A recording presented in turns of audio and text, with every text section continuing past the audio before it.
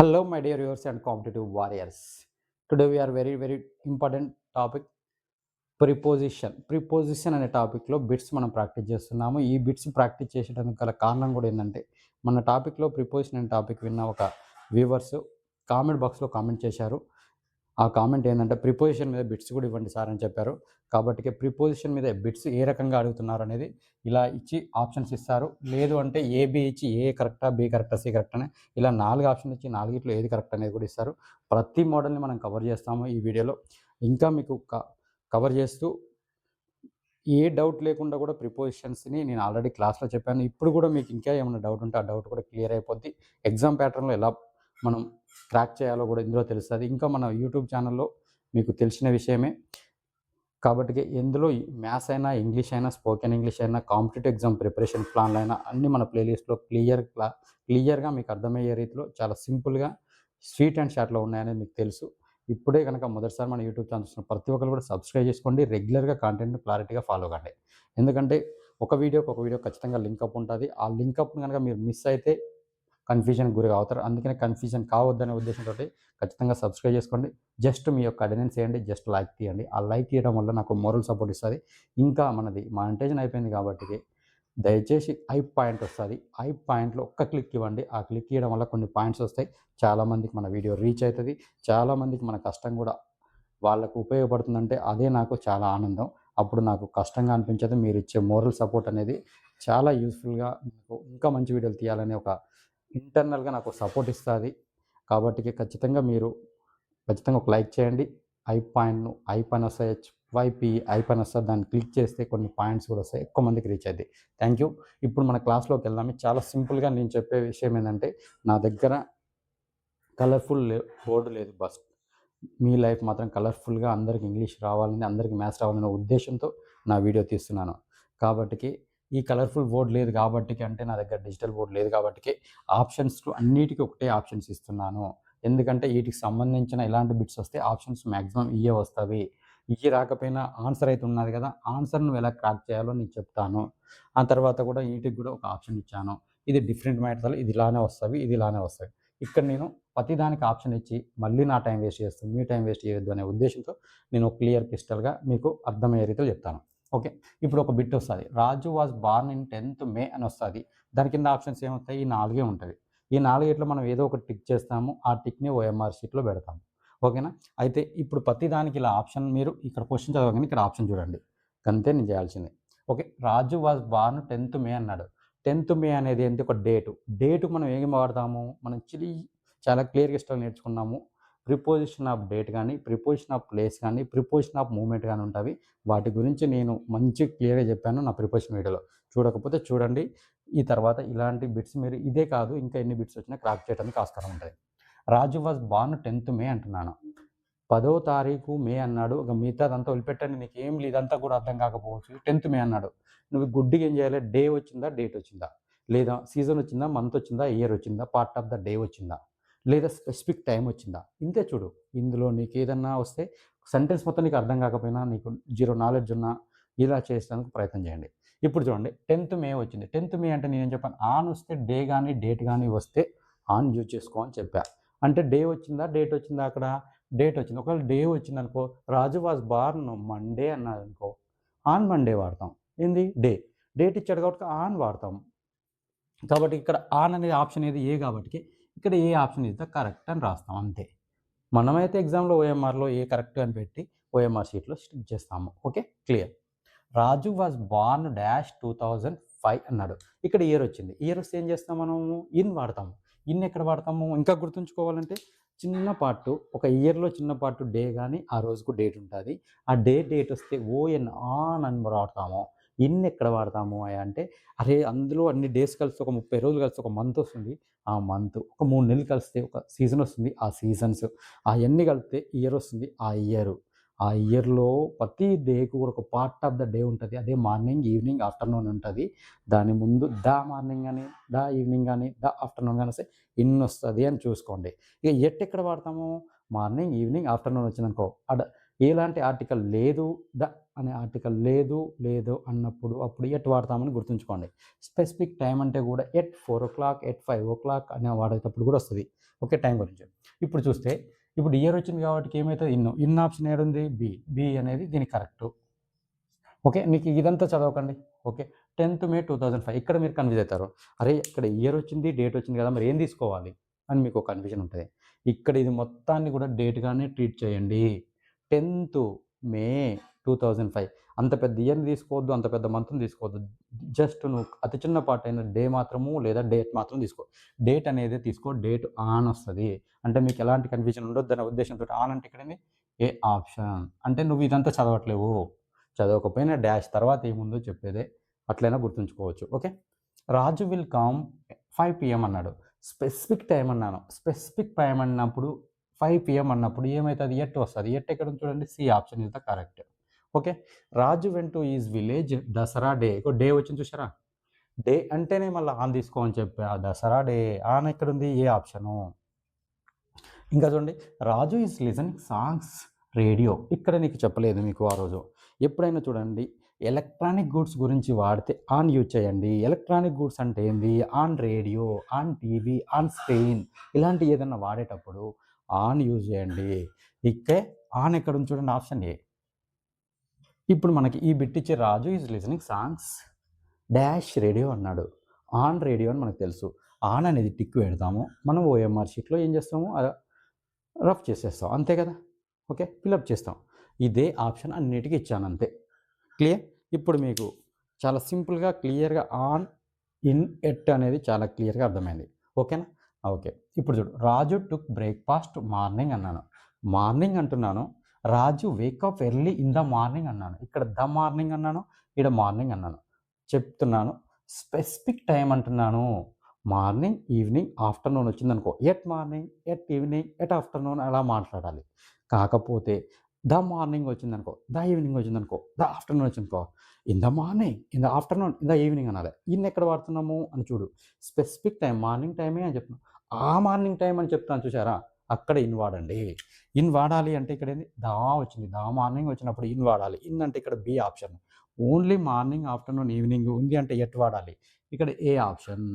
Okay, option A అంటే ఇక్కడ at వస్తుంది, ఆప్షన్ బి అంటే ఇక్కడ ఇన్ వస్తుంది. ఇది గుర్తుంచుకోండి. రాజు హ్యాస్ బీన్ రీడింగ్ 3 PM. ఇది చూడండి బా, నా దాంట్లో 10th టాపిక్ ఉన్న వారికి అసలు లైఫ్లో మర్చిపోరని నేను చెప్తా. 100% నేను నమ్ముతా, మీరు ఒకసారి చూసుకోండి. 10th టాపిక్లో మీకు కన్ఫ్యూజ్ అయ్యేది, ఒక దారిలో మనం నడుస్తున్నప్పుడు మొదటనే మనకు ముళ్ళ కంపు ఉంటుంది, ఆ కంపని చూసి బయటికి వెళ్తారు. అదే అదే అదే సింపుల్ ప్రెజెంట్ టెన్స్. ఆ సింపుల్ ప్రెజెంట్ టెన్స్ మీకు కన్ఫ్యూజ్ చేస్తుంది. ఆ కన్ఫ్యూజన్ను మీరు ఎలా మీరు బయటపడాలో నేను ఫస్ట్ 20 నిమిషాలు 10th టాపిక్లో 40 minutes ఒక సింపుల్ ప్రెజెంట్ టెన్స్ చెప్పాను. ఎందుకు చెప్పానంటే ఆ ముళ్ళ కంపని మీకు దాటాలి. ఆ కంపని దాటితే ఇంత సాఫ్గా ఉన్న రోడ్డులో ఈ చిన్న కంపని చూసి మీరు ఇబ్బంది పడ్డారు, ఈ చిన్న ప్రాబ్లం చూసి మీరు ఇబ్బంది పడ్డారు. ఈ టెన్స్ అనే టాపిక్లో మొదటి కాడ మీకు, ఎందుకంటే అక్కడ ఎస్ వాడతారు, ఈఎస్ వాడతారు, ఐఎస్ వాడతారు, డూ వాడతారు, డస్ వాడతారు. ఎందుకు డస్ వాడతాము, ఎందుకు డూ వాడుతున్నాము, ఎక్కడ ఎస్ వాడతాము, ఎక్కడ ఈఎస్ వాడతాము, ఎక్కడ ఐఎస్ వాడతాము, వర్బ్కు మీకు కన్ఫ్యూజన్ ఏర్పడుతుంది. చాలామంది కన్ఫ్యూజన్ ఏర్పడుతుంది. నేను కూడా ఫస్ట్ నేను నేర్చుకున్నప్పుడు నాకు కన్ఫ్యూజన్ ఎప్పుడైతే టెన్స్ అంటే ఏందో అసలు టెన్షన్ పెడతారా, పిచ్చి లేపుతారా అనిపించేది. అలా ఉండదు మిత్రమా, నా వీడియో చూస్తే అస్సలు మీకు అనిపించదు. ఎందుకంటే మీకు ఎక్కడ ప్రాబ్లం ఉంటుంది, ఎందుకంటే ఆ ప్రాబ్లమ్ని నేను ఫేస్ చేశాను కాబట్టి, ఆ ప్రాబ్లం ఏందో నాకు తెలుసు కాబట్టి, ఆ ప్రాబ్లం మీకు కావద్దు అనే ఉద్దేశంతో నేను ఫస్ట్ సింపుల్ ప్రెజెంట్ మొదటి 20 నిమిషాలు దాన్ని ఈ ఇంట్రడక్షన్ ఇచ్చాను. ఏ వర్బ్కు ఎందుకు ఎస్ వస్తుంది, ఏ వర్బ్కి ఎందుకు ఈఎస్ వస్తుంది, ఏ వర్బ్కి ఎందుకు ఐఎస్ వస్తుంది, ఒక సీక్వెన్స్ చెప్పాను. అన్ని వర్బ్లకు అలానే మారుతుంది.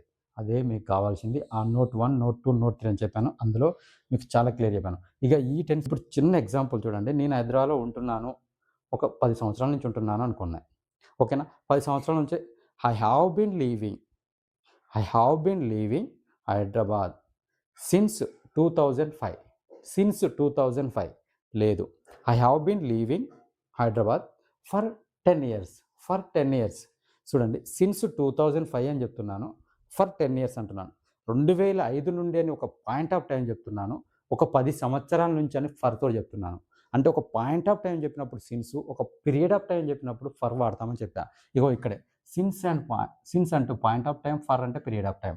ఇప్పుడు సిన్స్ 3 o'clock, సిన్స్ 4 o'clock మన క్లాస్ స్టార్ట్ అయిందనొచ్చు. ఇప్పుడు 4th నుండి 6 అయిందనుకోండి ఇప్పుడు టైము, ఫర్ 2 hours అని చెప్పొచ్చు. అక్కడ సిన్స్ 2 hours అనకూడదు. గుర్తుంచుకోండి, సిన్స్కు ఫర్కు ఒక point of time, period of time గురించి కూడా నేను ఒక మ్యాపింగ్ పద్ధతిలో చెప్పాను. మైండ్ మ్యాపింగ్ పద్ధతిలో నా 10th టాపిక్‌లో ఎలా చెప్పానంటే సిన్స్ ఎక్కడ వాడతాము, ఫర్ ఎక్కడ వాడతాము, ఒక చార్ట్ ఇచ్చి చెప్పాను. ఎక్కడ వస్తది, ఎక్కడ రాదని. ఇప్పుడు సిన్స్ అనేది ఏంటంటే పాయింట్ ఆఫ్ టైమ్, ఫర్ అనేది పీరియడ్ ఆఫ్ టైమ్ వస్తది. గుర్తుంచుకోండి. ఇప్పుడు కరెక్ట్ ఎగ్జాక్ట్ టైం చెప్తే పాయింట్ ఆఫ్ టైమ్‌లో రాజు హాస్ బీన్ రీడింగ్ 3 PM అంటే ఒక కరెక్ట్ క్లాక్ టైం చెప్పాడు. 3 గంటలకి స్టార్ట్ చేసిండు అని చదవనేది. ఒక 3 గంటలకి. అంటే ఇప్పుడు 3 కాదు, ఇప్పుడు టైం ఎంతో అయితుంది. ఇప్పుడు 6 అయితుంది అనుకోండి. 3 గంటలకు స్టార్ట్ చేస్తే 3 గంటలయింది అన్నట్టు అర్థం. అంటే ఇప్పుడు 3 గంటలకు స్టార్ట్ చేసిండంటే అది పనిలో పాస్ట్‌లోనే స్టార్ట్ అయింది. ఇప్పుడు 6 అయితుంది. ఇంకా కూడా చదువుతూనే ఉంటాడు. ఫ్యూచర్‌లో కూడా చదవచ్చు. అంటే ఇలాంటి టైంలో సిన్స్ వాడతాం. ఇక్కడ సిన్స్ ఎక్కడ చూడండి, సి. అంటే ఇక్కడ సి ఆప్షన్ ఇస్తే correct. Okay. Raju has been reading 3 hours. 3:00 start చేసినప్పుడు ఇప్పుడు 6 అయింది అనుకుంటున్నాం సపోజ్. అంటే 3 గంటల నుండి చదువుతున్నాడు అన్నాం కానీ ఏ టైంలో స్టార్ట్ చేసిండో చెప్పమే. ఒక పీరియడ్ ఆఫ్ టైం చెప్పినాం. ఇప్పుడు 3 గంటలయింది చదవడం ఫర్ 3 అవర్స్ అని చెప్పినాం. ఒక పీరియడ్ ఆఫ్ టైం చెప్పినాం. 3:00 స్టార్ట్ అయింది అంటే 3 PM అన్నాడంటే సిన్స్ వాడతాం. ఇప్పుడు 3 గంటలయింది చదవబట్టికే ఇంకా కూడా చదువుతాడు ఫ్యూచర్‌లో కూడా. అంటే 3 గంటలైనది అని చెప్పేటప్పుడు ఫర్ వాడతాము. అంటే దాన్ని పీరియడ్ ఆఫ్ టైం, ఎంత పీరియడ్ నుంచి చదువుతున్నాడు అని చెప్పడం. పీరియడ్ ఆఫ్ టైం ఫర్ అంటే డి. ఇక్కడ 5 ఆప్షన్లు తీసుకున్నాను. ఎందుకంటే టిల్ అనేది కూడా టయానికి సంబంధించింది కాబట్టి ఆ టిల్ ఎక్కడ వాడతాము అనేది చూద్దాం. రాజు వెయిటెడ్ ఫర్ యూ 3 PM. ఇక్కడ కూడా పాయింట్ ఆఫ్ టైమే. కానీ ఇక్కడ టిల్ అనేది ఎక్కడ వస్తది చూడండి. ఎక్కడైనా వెయిట్ అనే పదం వచ్చింది అంటే వెయిట్ గాని, వెయిటెడ్ అనే పదం వచ్చిందంటే దాని పక్కన ఖచ్చితంగా దానికి టిల్ వాడాలి. ఒకసారి చూసుకోండి. ఈ ఆప్షన్ అయితే కరెక్ట్. ఇది గుర్తుంచుకోండి. సిన్స్ ఫర్‌కి ఒక పాయింట్ ఆఫ్ టైమ్, దాని పీరియడ్ ఆఫ్ టైమ్. ఎక్కడైనా వెయిట్ అనే పదం వస్తే దాని పక్కన టిల్ అనేది వస్తదని గుర్తుంచుకోండి. Okay clear? ఇప్పుడు మనం ఇక్కడ వరకే క్లియర్ అయింది. ఇప్పుడు చూసుకుంటే అంటే ఈ is running along the road అన్నాడు. ఇప్పుడు ఒక రోడ్ ఉంటే రోడ్ అమ్మటి నడవడాన్ని ఎలాంగ్ ద రోడ్ అంటాము. రోడ్డు క్రాస్‌గా నడవడాన్ని అంటే రోడ్డు దాటడాన్ని క్రాస్ అని చెప్పాను. అక్కడ మ్యాప్ వేసి చెప్పాను మీకు. నేను చెప్పిన క్లాస్‌లో ప్రిపోజిషన్ క్లాస్‌లో ఒకసారి చూసుకోండి. He is running along the road. Road ఎమ్మటే ఇలా రన్ చేస్తాము తప్ప రోడ్డుకు అడ్డంగా అయితే రన్ చేయం కదా! అడ్డంగా రన్ చేస్తే క్రాస్ అయ్యిద్ది. అంటే రోడ్డు దాటుతున్నట్టు. అలాగే the boat will carry you across the river అంటున్నాను. ఇలా రివర్ ఉంది. రివర్ ఈ ఒడ్డు నుంచి ఆ ఒడ్డుకు తీసుకెళ్లడం అని అంటారు. అడ్డంగా వెళ్ళడం అని అంటారు. అక్రాస్ అంటే అని చెప్పాను. ఇప్పుడు ఈ రివర్ నుంచి దాటుకుంటూ మనకు బోట్ తీసుకెళ్తుంది అంటే ఈ ఒడ్డు నుంచి ఆ ఒడ్డుకి తీసుకెళ్తుంది. దాన్ని అక్రాస్ అంటామని చెప్పాను. ఇప్పుడు చూడండి. ఈడ అక్రాస్ వాడడము కరెక్టే ఉంది. ఈడ ఎలాంగ్ వాడడం కూడా కరెక్టే ఉంది. అంటే ఏ, బి 2 కూడా కరెక్టే ఉన్నాయి. ఇప్పుడు ఇక్కడ మనకు ఆప్షన్ ఏం కావాలంటే ఇప్పుడు మనకి ఈ క్వెషన్ ఇచ్చి ఆప్షన్ ఏ ఇస్తాడు. ఇప్పుడు దీనికి కూడా సేమ్ అదే ఆప్షన్ ఇచ్చాను. రెండిటికి కలిపి ఒకటే ఆప్షన్ ఇచ్చాను. A is correct, B is correct, AB are correct, AB are incorrect అన్నాడు. 2 తప్పులైతే 2 తప్పులు కావాలా? 2 కరెక్ట్‌లేనా? ఏ ఒకటే కరెక్టేనా? బి ఒకటే కరెక్టేనా అని అడుగుతున్నాడు. అడిగినప్పుడు మనకేంటి ఆప్షను? అందులో చూస్తే ఆడ ఎలాంగ్ కరెక్టే అడిగాడు, అక్రాస్ కరెక్టే అడిగాడు. వీటి గురించి నేను నా ప్రిపోజిషన్ టాపిక్‌లో జస్ట్ ఇలా మ్యాప్ గీసి కూడా చెప్పాను మీకు. ఓకే. కాబట్టికి ఇది చూడండి. ఏ, బి ఆర్ కరెక్ట్. ఇక్కడ ఎలాంగ్ అయినా, అక్రాస్ అయినా 2 కరెక్టే కాబట్టికి దీనికైనా 2 కరెక్టే. దీనికైనా ఇప్పుడు ఆప్షన్ ఏమైతది ఇక్కడ? సి ఆప్షన్ అయితది. ఇప్పుడు ఇలా ఇచ్చి ఈడ సి ఆప్షన్ ఇచ్చినప్పుడు మనం ఓఎంఆర్ షీట్‌లో సి ఆప్షన్‌ని ఫిల్ చేస్తాం. ఓకే. క్లియర్? రైట్. ఇప్పుడు చూడండి. The following sentence have inappropriate preposition except ఆడ ఉన్న సెంటెన్స్ 4 సెంటెన్స్ ఇస్తే ఆ 4 సెంటెన్స్‌లో నీకు అన్నీ కూడా అప్రోప్రియేటివ్ ప్రపోజిషన్స్ ఇచ్చాడు. బట్ ఒక్కటే ఎక్సెప్ట్ ఇచ్చాడు. ఎక్సెప్ట్ అన్నాడు. ఒకటి మాత్రమే కరెక్ట్ ఉంటది. అన్నీ ఇచ్చి ఆ ఒక్కటి కరెక్ట్ ఏదో నువ్వు ఆప్షన్ పెట్టు అంటున్నాడు. చూడండి. I have joined A college besides my aunties house. ఇక్కడ చూడండి. బిసైడ్ అంటేనేమో పక్కన, బిసైడ్స్ అంటేనేమో ఇన్ ఎడిషన్ అదనంగా అని అర్థం. అంటే పక్కన అన్నప్పుడు బిసైడ్ రావాలి కానీ ఇక్కడ బిసైడ్స్ అని వచ్చింది. బిసైడ్స్ అంటే ఏంది? అదనంగా అన్నట్టు. అదనంగా అనే ఆప్షన్ వచ్చిందా? I have joined A college besides my aunties house అన్నాడు. కాలేజీకి జాయిన్ కావడానికి అదనంగా మా ఆంటీస్ హౌస్ అంటానికి ఏమన్నా ఉందా? ఒకవేళ ఇది గనక లేకుండా బిసైడే ఉంది అనుకుందాం. బిసైడ్ ఉంటే మా ఆంటీ వాళ్ళ పక్కన కాలేజీలో జాయిన్ అయినానని అర్థం వస్తది. కాబట్టి ఈ ఆప్షన్ తప్పు. ఓకే. బిసైడ్స్ రావద్దు. బిసైడ్ రావాలి. ఓకే. ఈ came here by foot. Very very important. మనం ఎప్పుడైనా జర్నీ చేసేనే అన్నప్పుడు ఫుట్ అనే పదం వస్తే ఆన్ ఫుట్ వాడాలి. ఇక్కడ చూడండి. ఎలక్ట్రానిక్ గూడ్స్‌కైనా ఆన్ వాడతాము. మనం ఏదైనా వాకింగ్ నడుచుకుంటూ వెళ్ళడాన్ని మనం ఆన్ ఫుట్ అంటాము. ఒకవేళ కాకపోతే బై బైక్ అంటాము. ఒక ఎలక్ట్రానిక్ వస్తువుల మీద పోయేటప్పుడు బై బైక్, బై కార్ అంటాము గానీ నడవడాన్ని మాత్రం ఆన్ ఫుట్ అంటాము. మిగతా వాటికి ఏమన్నా బై వాడతాము. అది గుర్తుంచుకోండి. ఇక్కడ బై వాడొద్దు. ఈడ ఆన్ వాడాలి. ఇక్కడ ఏం వాడాలి? బిసైడ్ వాడాలి. ఎస్ రావద్దు ఇక్కడ. ఓకే. రైట్. ఈ works between Monday to Friday. Between అన్నాడు. బిట్వీన్ అన్నప్పుడు రెండిటి బిట్వీన్ అండ్‌తో కాంబినేషన్ ఉంటది. లేదు ఫ్రమ్ 2తో కాంబినేషన్ ఉంటుంది. ఇక్కడ ఏం రాయాలి? ఈ works from Monday to Friday అని రాయాలి. ఒకవేళ బిట్వీన్ మండే అండ్ ఫ్రైడే అని రాయాలి. ఇప్పుడు బిట్వీన్ ఆడింది కాబట్టి ఇక్కడ యాన్ రావాలి. బిట్వీన్ యాన్ రావాలి. బిట్వీన్ తోటి యాన్ అవుతుంది. ఫ్రమ్ తోటి 2 అవుతుంది. అంటే ఇక్కడ ఫ్రమ్ వచ్చి ఇక్కడ 2 వచ్చినా కరెక్టే. లేదా ఇక్కడ బిట్వీన్ వచ్చినందుకు ఇక్కడ యాన్ వస్తే కరెక్ట్ కావాలి. కానీ ఇక్కడ ఇది మిస్ అయిపోయింది. I have been teaching English for 5 years. Very very good, important. Wait here. ఇక్కడ చూడండి పీరియడ్ ఆఫ్ ద టైం చెప్పాను ఇంతకుముందే. ఇక్కడ కూడా చూడండి I have been teaching English for 5 years. 5 సంవత్సరాల నుండి ఇంగ్లీష్ చెప్తున్నాను అంటున్నాడు వాడు. 5 సంవత్సరాల నుండి అన్నాడు కానీ ఒక పాయింట్ ఆఫ్ టైం అయితే ఇవ్వలేదు. కాబట్టి ఇక పీరియడ్ ఆఫ్ టైం ఇచ్చాడు కాబట్టి ఫర్ వాడాడు కాబట్టి ఇది correct. Okay, this option is correct.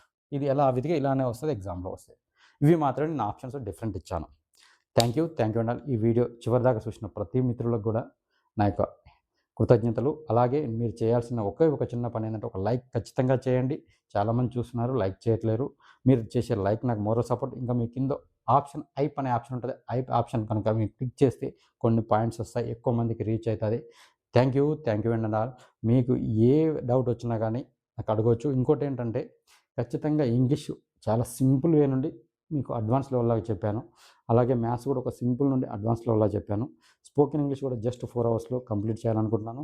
2 hours అయిపోయింది. ఒక 2 hours మాత్రమే ఉంది. ఈజీగా నేర్చుకోవచ్చు. ప్లేలిస్ట్లోకి 1 by 1 వినండి. నేను నా యొక్క హంబుల్ రిక్వెస్ట్ ఏంటంటే ప్లేలిస్ట్ ఇది 1 by 1 వినండి. ప్రతిదానికి లింకప్తో పెట్టాను, ప్రతిదానికి మ్యాండ్ మ్యాపింగ్తో పెట్టాను. కాబట్టి ఖచ్చితంగా వినండి, లైక్ చేయండి, షేర్ చేయండి. థ్యాంక్ యూ అండి ఆల్.